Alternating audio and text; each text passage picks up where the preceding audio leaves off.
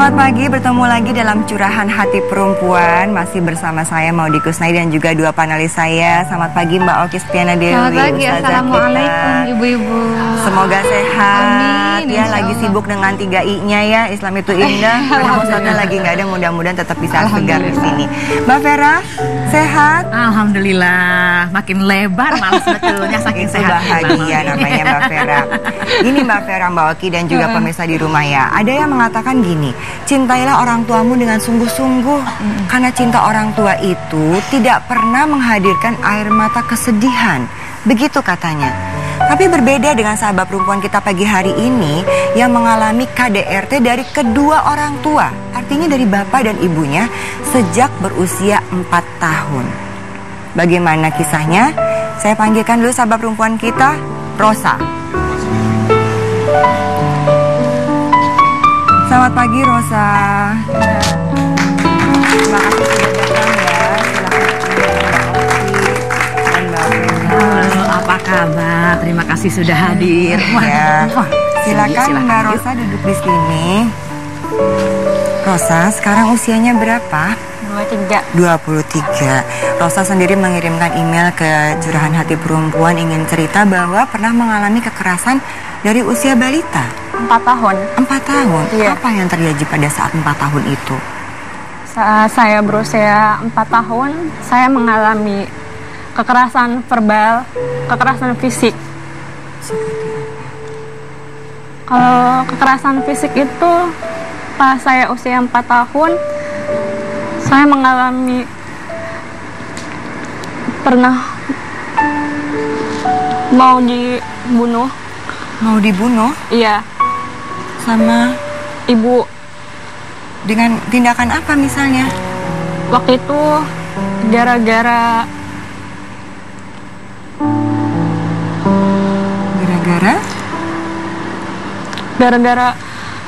saya ngambil piring terus jatuh kesandung pembatas kamar mandi, jatuh lalu tengkurap, terus ibu mojokin saya ke dinding terus ngambil pecahan piring sambil bilang, "Kamu bandel banget ya, kamu mau ibu bunuh." Di situ saya minta, "Ampun Bu, ampun, jangan." Ya udah. Terus sering lihat kekerasan fisik ayah ke ibu. Ibu berantem sama ayah pada saat saya sedang tidur. Terus rambut ibu tuh dijambak-jambak sama bapak, diseret-seret.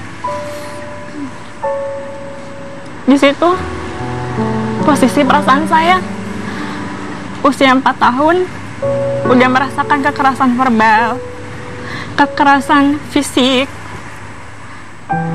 melihat orang tua cekcok, sering sekali melihat itu. Kalau kekerasan yang dilakukan kepada kamu itu bentuknya seperti apa? Tadi kan diancam gitu ya dengan pecahan piring gitu. Iya. Pada usia 4 tahun padahal kamu nggak sengaja untuk melakukan itu. Yang lain? Yang lain ada ketika malam-malam pas mati lampu. Di situ posisi di rumah ada 3 orang, ibu, saya, sama kakak. Di situ saya punya peliharaan kucing. Ya, kucing saya itu tidur di atas kasur ya. Nggak taunya pada saat keadaan mati lampu, itu kucing buang air besar di atas kasur. Selesai ibu mandi, ibu mergokin ada kotoran kucing di atas kasur. Nah, abis itu ibu marahin saya sama kakak saya. Lalu dibawa ke ruang tengah sampai kita tuh ketakutan mojok. Terus ibu ngambil pisau, langsung gini, "Kamu ya bandel banget, tanggung jawab kamu. Kucing itu udah buang air di atas kasur. Kamu mau ibu bunuh?" Ya, terus kakak ngomong, "Jangan Bu, jangan, minta ampun, jangan begitu." Saya pun juga ngomong, "Bu, jangan ya Bu, jangan." mau hidup. Ya udah, terus ibu seketika ngomong, ya udah jangan nakal, buang kucingnya. Saya di situ benar-benar ngerasain yang seharusnya saya dapat kasih sayang, nggak dapat kekerasan fisik. Di situ saya ngerasain kekerasan fisik, ancaman-ancaman. Setiap kamu salah atau ada hal-hal seperti itu, ibu selalu marah dengan mengancam membunuh, begitu? Hampir seperti itu? Iya.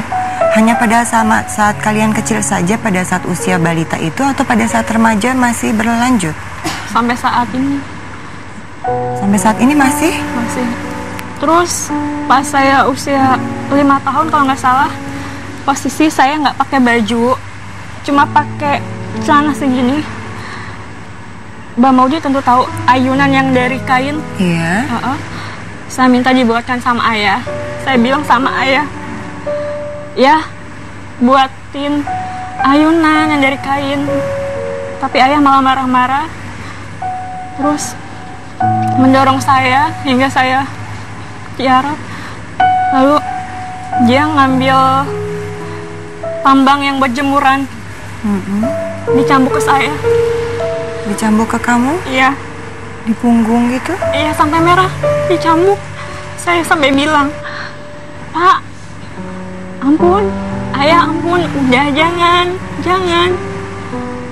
Kamu sih rewel banget, minta dibikin ayunan. Saya dicambuk berapa kali di punggung. Ibu nggak nolongin? Saat itu, ibu sedang main di rumah tetangga, lagi ngobrol. Terus saya lari-lari keluar. Saya ngadu ke ibu saya. Ibu, saya habis dicambuk sama ayah. Cuma gara-gara minta dibuatkan ayunan. Ibu bilangnya gimana? Saya lupa, udah lama. Baik. Mbak Vera, ini tadi yang saya sampaikan. Harusnya orang tua kan menjadi pelindung dan sumber di mana orang ketika anak merasa sedih, takut, ada tempat berlindung. Ini sebaliknya. Iya. Ini gimana, Mbak? Tadi kan idealnya rumah tangga itu ayah, ibu, support anak-anak secara emosional, pendidikan, ya, biologis. Tapi ada kalanya keluarga itu dysfunction. Maksudnya dysfunction apa gitu ya? Bapak aja melakukan kekerasan sama ibu, betul kan ya? Iya. Bapak kerja nggak sih? Bapak waktu itu kerja di sebuah perusahaan. Nah, ibu kerja nggak saat itu? Tidak. Ibu itu sibuk ngurus anak-anaknya, ngurus rumah tangga. Gini loh, nggak pernah ada yang tahu bahwa beban ibu rumah tangga itu luar biasa besar loh. 24 jam kali 7 kali 365 hari. Maksudnya ngurus suaminya, ngurus anak-anak, ngurus rumah tangga, plus beban-beban ekonomi, beban lain-lain. Jadi ketika seorang perempuan ada dalam tekanan, plus tekanan emosional dari pasangannya, dia frustrasi. Ibu-ibu frustrasi, reaksinya adalah penuh kekerasan. Ke siapa? Ke orang paling dekat. Siapa orang paling dekatnya? Itulah dia dalam keluarga itu lucu deh. Cinta itu pusatnya di situ. Ada ibu, ayah, anak. Pusat cinta itu di situ, love, ya. Tapi kemudian pusat aggressiveness, pusat kekerasan juga di situ. Jadi saya khawatir Anda berada dalam keluarga yang chaos. Karena bapaknya pelaku kekerasan, ibunya tertekan, frustrasi. Anda adalah anak-anak yang menjadi korban maltreatment di rumah, penanganan yang tidak tepat. Nah, maksudnya begini. Sebagai anak, ya, sebetulnya Anda punya hak, memang betul.